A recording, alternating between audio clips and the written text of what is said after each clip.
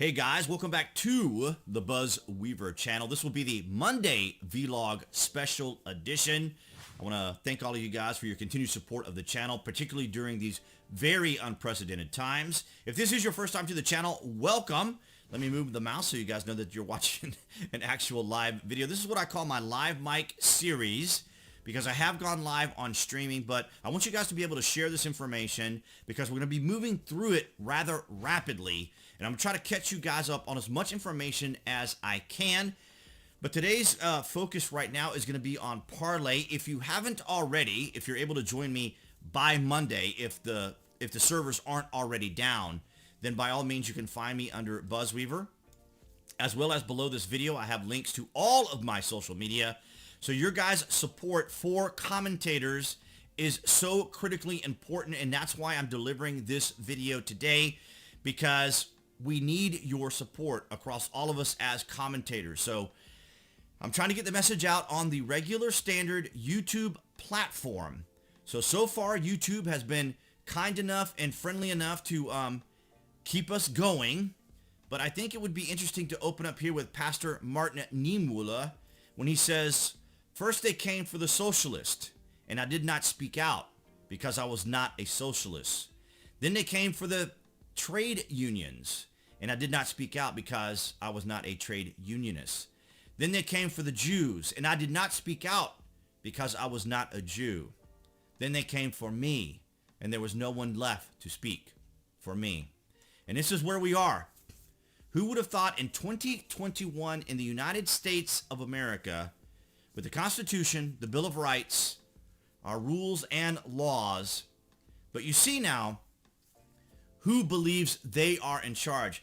If you have been a member of the channel or a subscriber to the channel for the last 3 years that we have been doing the Friday vlogs, and you guys would know what my standard mantra is, and that is for 4 years, the Democrats working alongside the mainstream media, tech giants, Trump detractors, and all of special interest to ensure that you and anyone that would listen to them would hate the president as much as they do. I'm going to try to keep my language within reason, family friendly. I don't usually like trying to be this hyperbolic, but this is where we are today. Now, I want to start over here because, of course, we're talking about Parler. So we're going to use a CNN business article, because sometimes people say, where am I getting my information from? Why am I using particular sources? No, I use sources across the board. So we're going to use CNN business. Parler has now been booted by Amazon, Apple, and Google, and it may have to go offline temporarily. I like how they introduce this with the "our last chance, we the people." Parler, the alternative social media platform favored by conservatives, now finds itself virtually homeless on the internet as Amazon, Apple, and Google have all booted it from their platform in a span of a little more than 24 hours. Guys, I sit a great deal distance away from the monitor, so bear with me on the reading aspect of this. So, in 2016 and in 2017, I had the opportunity to attend a YouTube Creator Day on both of these particular days. Well, on these two particular days of the two particular years of 2016 and 2017, and we were starting to see what direction Google, Alphabet, and YouTube was going in. I still enjoy YouTube. Many of the commentators enjoy YouTube, despite the fact that we have to deal with demonetization and so forth. We still enjoy using the platform, and I'd have to say that YouTube is probably the last bastion, at least for right now, that is allowing us to speak. So if you haven't already, I would encourage you strongly to subscribe to this channel to show support of the channel. And it allows us to get the message out as commentators. I just want to point this out real quick here. A year ago, I did a video called "The Social Media War, A Brief History." And in this video, I kind of give you guys an outline of what all has transpired leading up to at least 2019 or 2020. So if you guys want to stop by and check that out. Now, what you can do is you can find this by looking up Creator Day or "The Social Media War, A Brief History" in the search in the part of my channel, so you guys can look that up. I would encourage you to watch this video because this one will give you a complete breakdown. So I'm gonna flash across the screen several individuals, and I'm not gonna say their names because it might trigger the algorithm to then demonetize the video, which could still happen anyway. Now, the reason I wanted to point these individuals out is because they have all been depersoned from most of the mainstream social media. And this person right here actually ran for office in Florida, having been completely taken off all of social media and even having a hard time dealing with Comcast, which is her email client, because we live in an age now where social media is incredibly prevalent. And this is why it's so concerning, because social media is incredibly prevalent and it's very influential. This is why at first it had there were a lot of battles between the internet and mainstream media. Mainstream media used to mock the internet quite often as rank amateurs, as it were, just to kind of give you a description. So the mainstream media kind of saw the internet as a bunch of rank amateurs who, were trying to be influential or spread information or give people information about what's going on, current events and so forth. And that was the role of the media, which is why the media is as upset as they are. So the reason I wanted to mention those particular individuals and this article from the New York Post, and we have covered this here on the channel. JP Morgan Chase accused of purging accounts of conservative activists. I don't know if activist is the correct term, but maybe it will fit. Conservative activists are calling out America's largest financial institutions, charging they are being targeted. JP Morgan Chase is under fire for closing the bank accounts of several customers in the conservative movement, as other right-wingers are threatening to close their accounts unless the bank plays nice. Now, the reason I mention this is because the left, the progressives, and the cancel culture aren't satisfied with people being censored.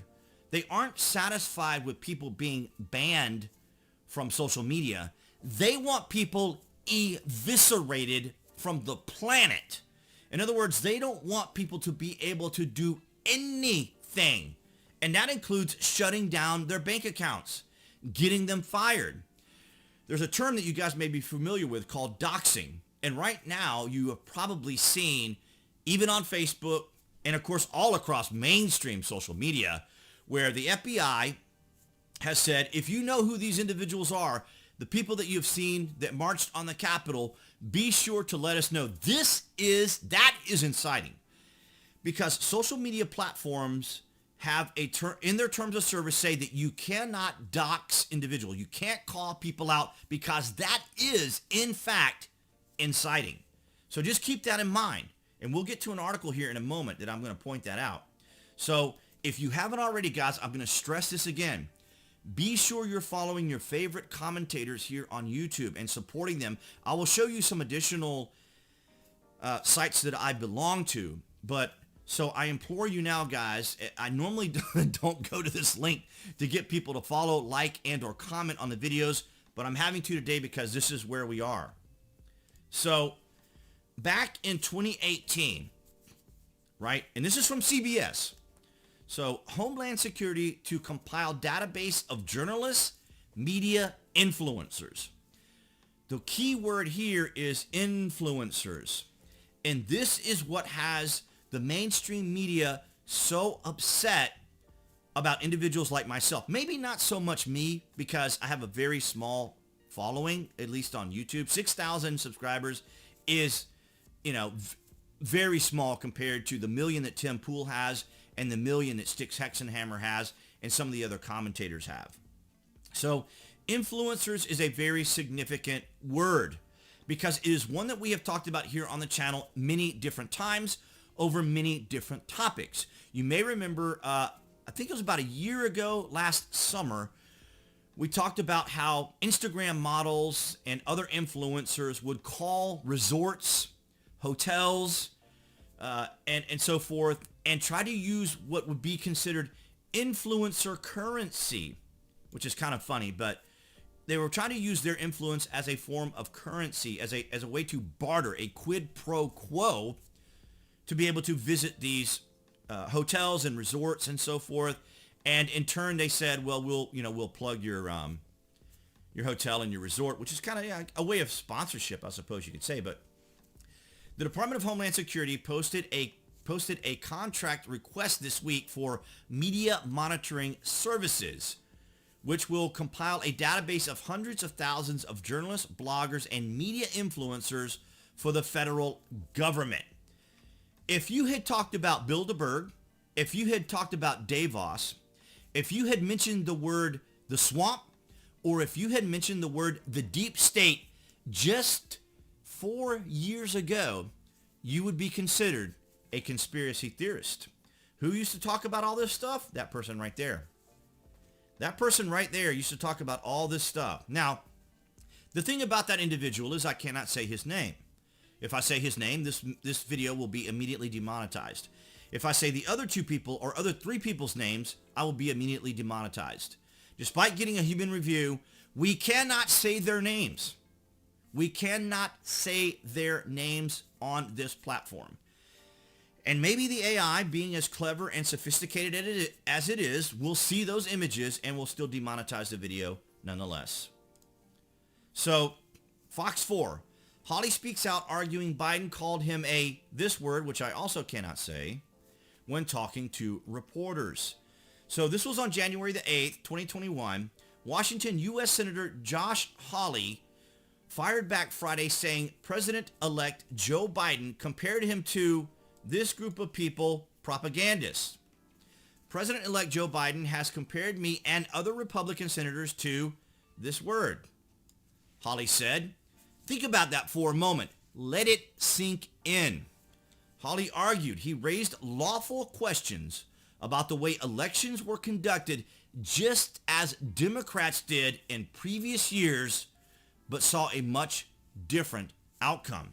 So you guys are totally aware of the fact that for the last 4 years, the biggest complaint by detractors was President Trump's behavior.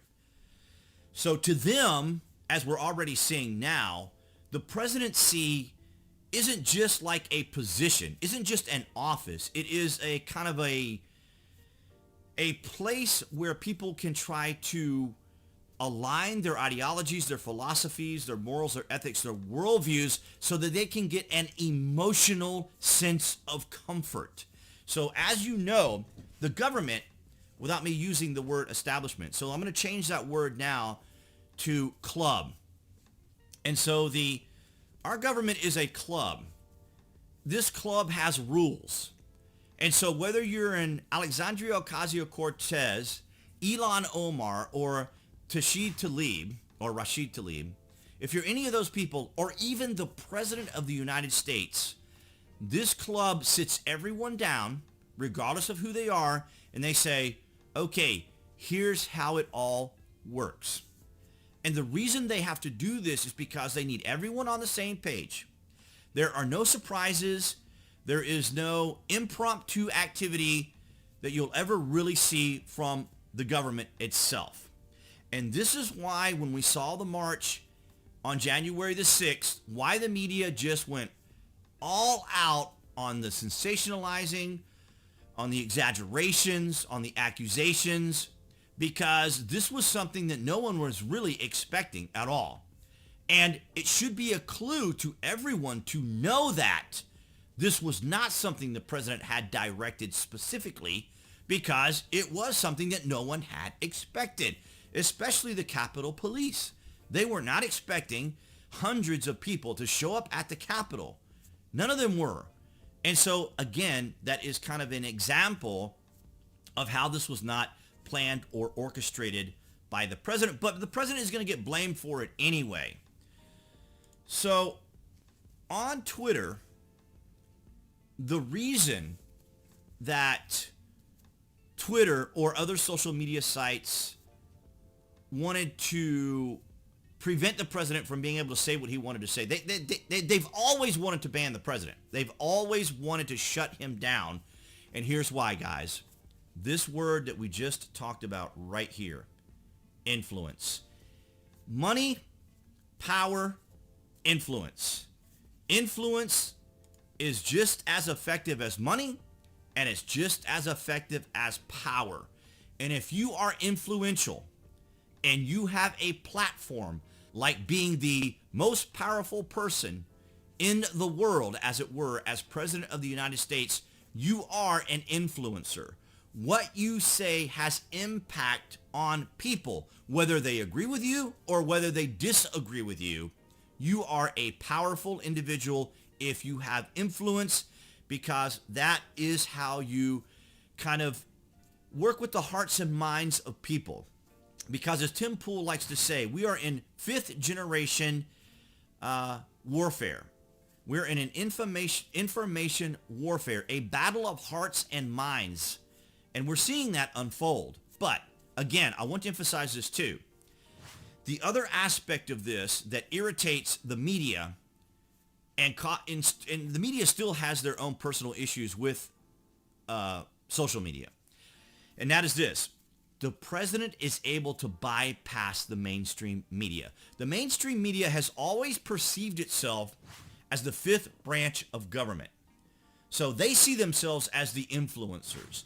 They see themselves as the individuals who are authorized, who have the pedigree to be able to give people information, because they are the arbiters of information. And so when the president goes on Twitter, they can't stop him. They can't keep him from going after them. They can't keep him from saying the things that they want to say. They want the exclusive. They want the information to disseminate. And of course, they, take the information and then translate it however they want to translate it. But suffice it to say in very simple terms that the main reason that many of the social medias wanted to shut him down is because the president can bypass the mainstream media and he can go directly to the people. So let's just take a quick look here of what John had to say from, in regards to Parler. AOC called to have Parler removed from promoting violence. And this is what they like to use. They like to use this type of language, this hyperbolic language. And you may hear often, and it's such a mantra now, and I even hear it from when my mother talks to me about this, or family members talk to me about this, the first thing they say is, my friends are saying that the president is dividing the country. Well, the only people that are engaged in division are the people who need division. And you can see it right here. AOC called to have Parler removed from promoting. AOC called to have Parler removed for promoting violence. All her evidence were screenshots, banned accounts that Twitter was hosting. So you see, they're allowed. She's allowed to say the things that she wants to say, but they're never held responsible, right? The mainstream media, guys, for 4 years, you guys saw this on the live stream the other day. For 4 years, the first 60 days of the president's, let's see if I have it here for you. The first 60 days of the president's in the administration. Oh, I got to set it for something else. I don't think I have it here. I don't. But there was a graph that I showed you guys, and it showed the first 60 days of the president and how he had 63% activity compared to the 20% or 18% of other presidents. It was absolutely outrageously crazy. But let me skip over here to this tab. I think it's this tab right here, right? So you guys may recall this. We covered this on the channel as well several years ago. Gab.com founder defends site after, and I can't say this word either. You guys may remember what happened in Pennsylvania. And so the media did the same thing to Andrew Torba. And that was that they said that he was in support of the network service known for its this word and this word. And that's exactly what they did to Parler as well. A few weeks ago, we covered that here on the channel. We talked about how they use this language to, I was going to say incite, but they use this language to create a mindset for people. So For them to get people to dislike the president, they need leverage. They need something to say, this is why we dislike the president in some type of, moral or ethical standard.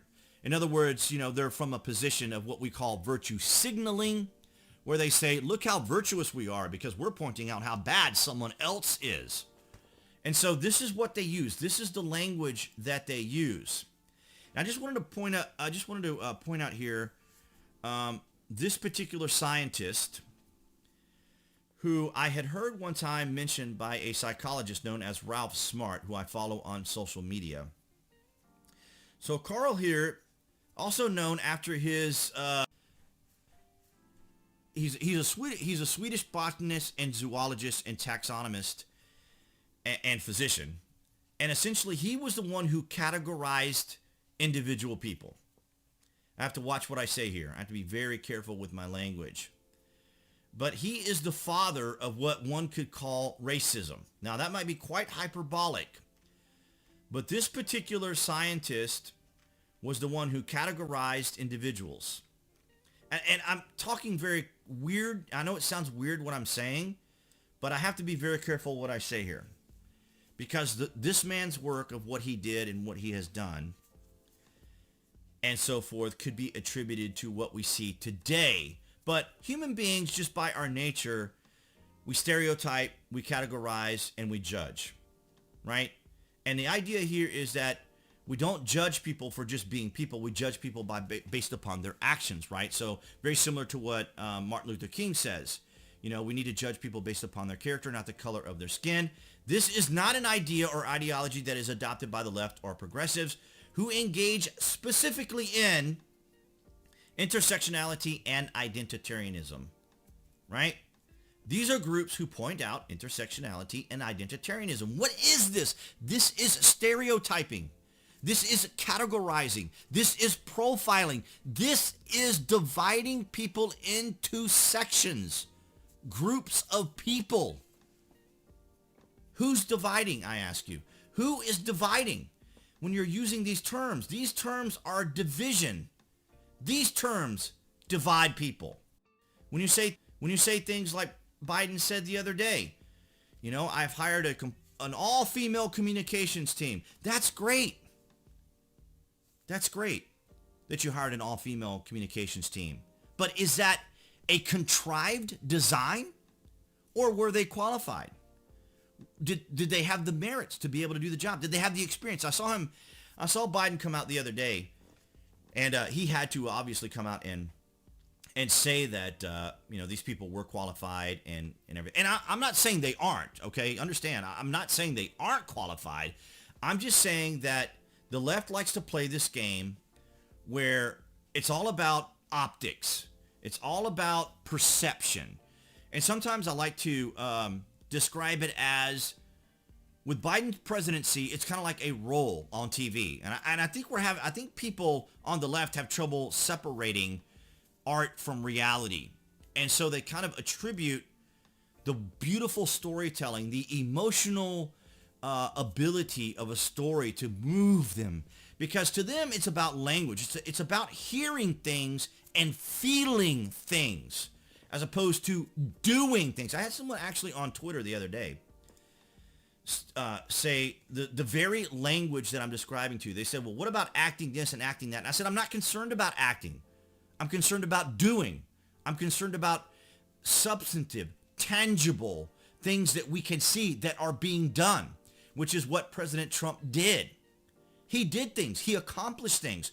There were tangible things that he did. He didn't have to go in front of everybody and use healing, and bringing together, right?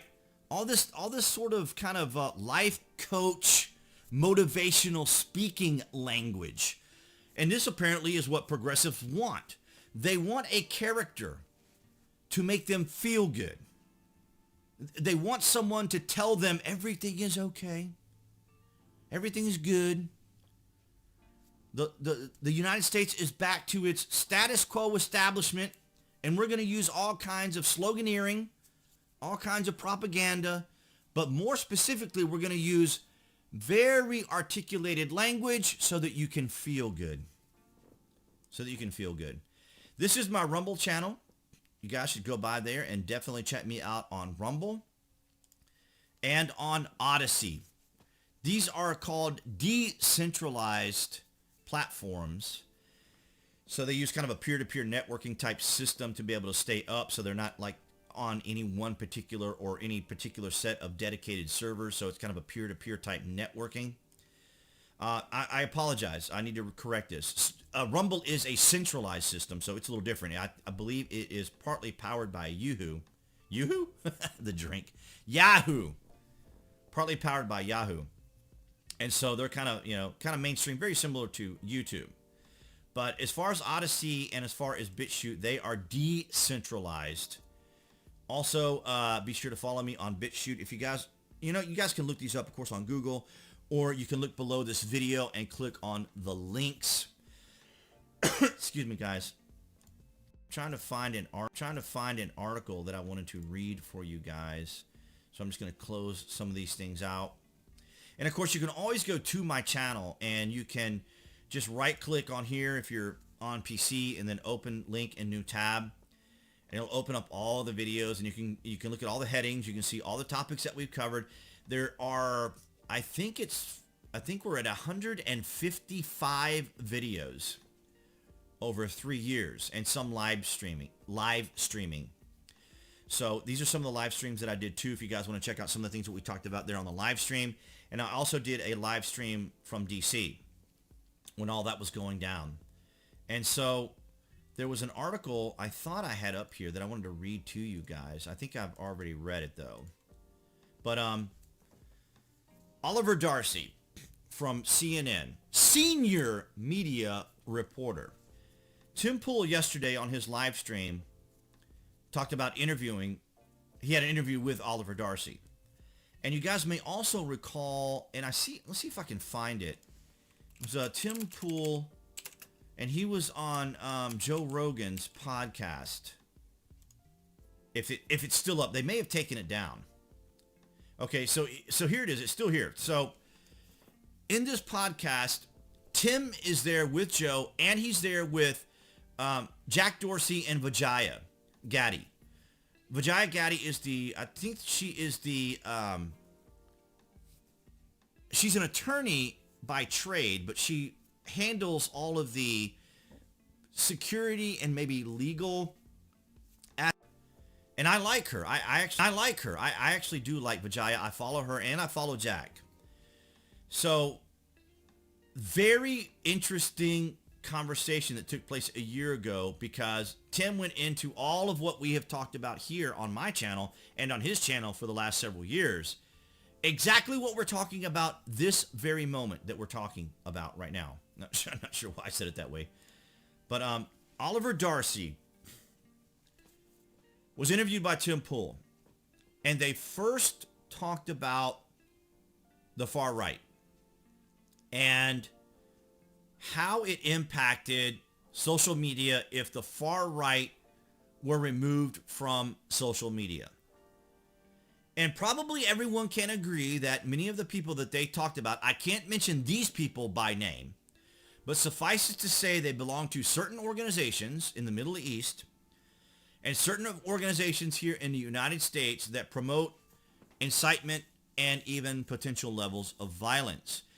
And so at that point, everyone probably could say they agreed that these particular individuals obviously shouldn't be on social media, shouldn't have a platform, and most certainly should not be influential. And so the concern that Tim had at that time was that, okay, I think we can all agree that these people have very dangerous and very toxic messages. However, if you shut them down, then the next set of people and the next set of people and the next set of people will eventually all get removed. So it started with the far right. Then it started with the kind of mild far right after conservative types. I'm trying to find a way to describe it, but conservative types, or probably more specifically Trump supporters perhaps, and then even Green Party members, moderates, classical liberals, very much like Tim is. And so this is what ended up happening. is that we started seeing this removal of people little by little, chip by chip. They chipped it all away. And the social media giants working together as a duopoly. So basically, it kind of works like this. So let's take this person. Have I closed it out? Let's take this person right here. And we go back to Oliver Darcy. So Oliver Darcy said, look, this guy right here did say some things about an event that happened in an elementary school. So I'm going to try to watch the language. And again, we could all agree that what was said was very insightful and created some lawsuits and was very painful for a lot of different people, and we totally understand. And so Oliver Darcy patted himself on the back for being the first person to actually deperson somebody, which was this guy right here. He depersoned that particular individual, and it didn't stop with him. It went on to other people, like this person, and this person, and this person. So it never stopped. The ball kept rolling, and it continued to roll. And then in 2016, President Donald Trump was elected, and the ball continued to roll to a point to where a organization, you guys may remember these groups, this particular one. I think it was, remember the Women's March? Remember these people right here? Remember these people? Have you ever wondered what happened to them? Have you ever wondered what happened to these groups of people? Well, they got so caught up in their identitarianism and intersectionality that the two heads of this group got into a spat, and one made anti-Semitic remarks about the other.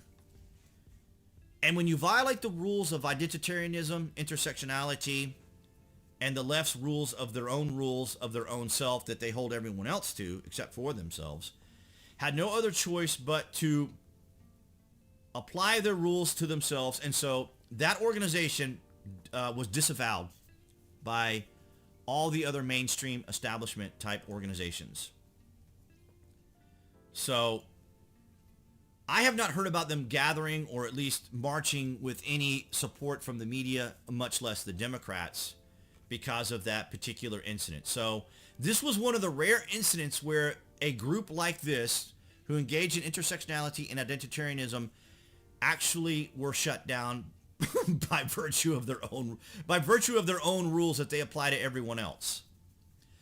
So here we are, guys. I don't really know how to say it any more than for 3 years. I'm very careful how I want to word this because I don't like to always try to put myself in the center of attention. But for 3 years, guys, I tried to tell everyone this was coming. And here we are. Do you need any more evidence? Does anyone need any more evidence at all of what's happening? Did it take getting to this point? Did it take this person and this person and this person and this person? And now, ladies and gentlemen, this person, the President of the United States of America, has been depersoned from the internet. What more evidence can I produce for you guys? What more can I say? What language? What words? What video? What can I do now? All I can say, guys, help support me on my channel. Help support independent commentators like Tim Pool, like Sticks Hexenhammer, who I have to actually look up each time because he is completely shadow banned from the internet. You can find him on BitChute as well. To mention, you can find all of them on BitChute. Find all of them on BitChute, and you can find them on Odyssey as well. Ladies and gentlemen, I cannot stress enough how important it is for you guys to share this video, comment on this video, post this video on your social media, post this on your Parler, post this on your Twitter, post this video anywhere on where you engage in social media. We are here. We have arrived. I did the best I could. I did the best that I could do to try to inform people for all these years. And many times when I mention these individuals like Tim or Sticks or whomever else, people would sometimes mock me and say, who are these guys? Who are these people? Tim Pool is a professional journalist who was named one of the top 100 influencers by Time magazine. He has influence. He has clout. He is well known. I can understand maybe if people want to poke fun of or say, I don't know who Styx Hexenhammer is, or Tarl is his name. They don't know who he is. I can understand that. I'm not angry, or I don't blame anybody who don't keep up with this information or know this information, but here we are. And I also understand that if it doesn't affect you, maybe it's not that important. I totally get it. If it doesn't affect you, maybe it's not really all that important. I totally get it. I totally understand. However, here we are. You guys, how many messages I get, whether it's on Twitter, whether it's on Facebook, whether it's on Instagram, whether it's here on the channel, of people asking me what's going on. What's happening? They say. What is happening? Well, all I can say is this. For 3 years, I have been telling everyone what is happening.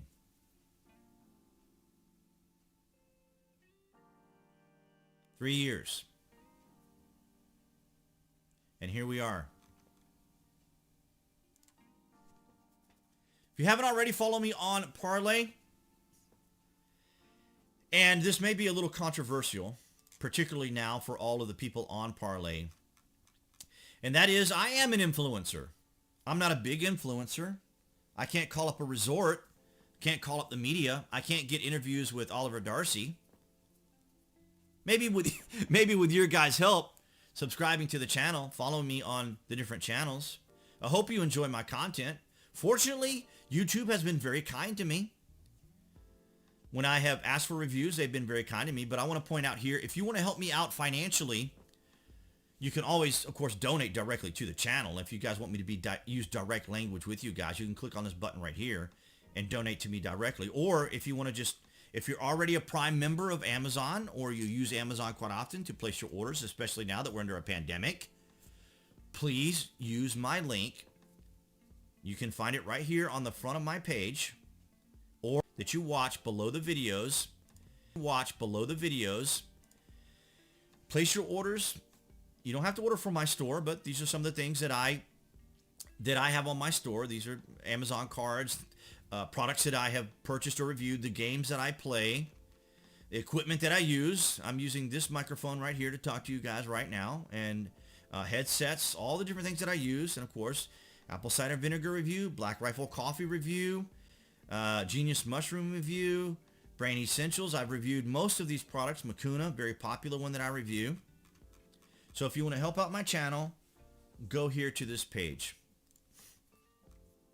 Thank you to everyone on Rumble, on Odyssey, on BitChute, on Parler, and all of you guys, loyal fans on YouTube, for supporting the channel, especially now.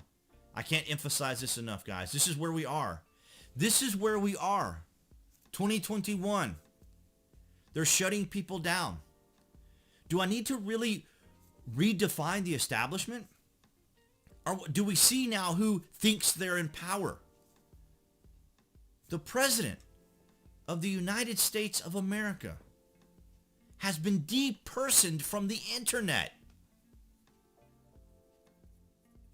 This is where we are. 2021. I'm going to wrap it up here, guys. If you are watching this on YouTube, appearing there on the screen, that's going to be the channel icon. You can click on that icon and you will get a selection screen that will allow you to select notifications if you want to know when there is content, as well as content that I cover here on the channel. Gaming has helped me support the channel too. Thank you guys so very much. If you haven't already, please subscribe and follow me on the sites that I have shown you, and I will see you guys in the next video.